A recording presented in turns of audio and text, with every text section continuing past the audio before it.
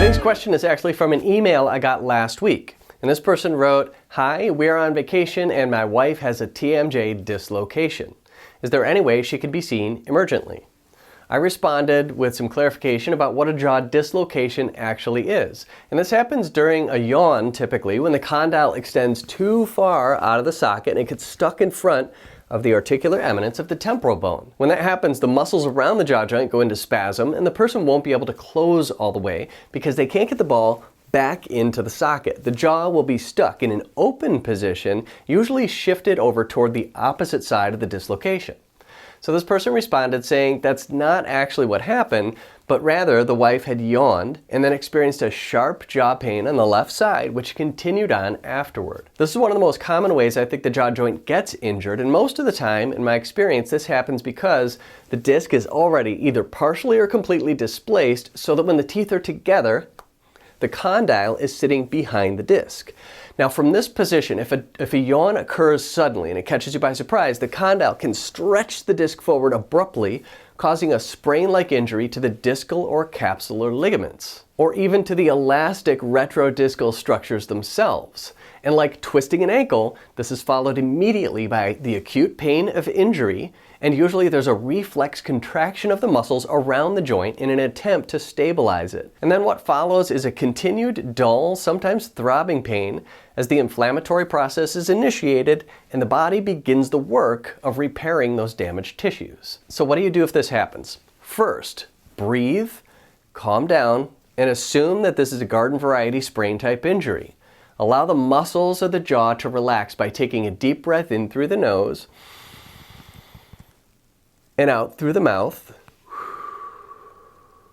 as if you're trying to blow on the flame of a candle without blowing the candle out. Next, second step, bring your teeth together very gently and see if they feel like they fit together normally. You probably never paid attention to this before, but if your bite has changed, you will know it. For now, just notice whether or not your teeth feel like they fit together normally and allow that to be okay. It's very common for the bite to change temporarily when a jaw joint is injured, and usually it'll go back to reasonably normal after the injury has healed. Third step, apply an ice pack for about 10 to 15 minutes to the area that feels painful. This is not to reduce inflammation, it's to numb the pain. Acute inflammation, generally, is a good thing. It's a sign that your body is working to repair and protect the injured structures. If the pain is just too much for you to tolerate initially, you could take a nonsteroidal anti-inflammatory medication like ibuprofen to manage it. For most people, I recommend 400 to 600 milligrams every 6 to 8 hours. If the pain is extremely intense, you can call your doctor who can maybe prescribe you a steroid dose pack. I usually don't find muscle relaxants, however, to be helpful in these situations. And finally, the fourth step, after you've calmed down, relaxed the muscles, and gently touched your teeth together and then applied an ice pack, you'll want to gently measure how far you can open. You can use your fingers for this one, using the technique of one finger up to the first knuckle, and then one knuckle, and then two fingers up to the first knuckle again, and then finally 2 knuckles.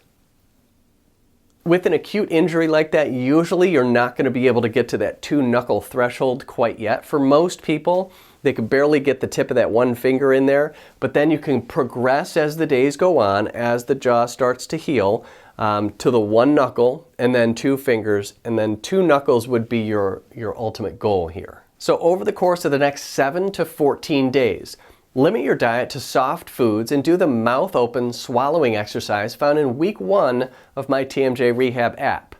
Keep measuring your opening using that finger technique. Most people should be able to get to at least 2 knuckles over this first period of 7 to 14 days. So once you've managed the acute trauma by taking these 4 steps, you'll have a baseline for beginning the process of TMJ rehabilitation. I would strongly encourage you at this point to have a TMJ evaluation done to determine if any type of protective orthotic device might be appropriate. Once this kind of thing happens, it tends to be a persistent problem and can lead to much more serious degenerative joint problems over time.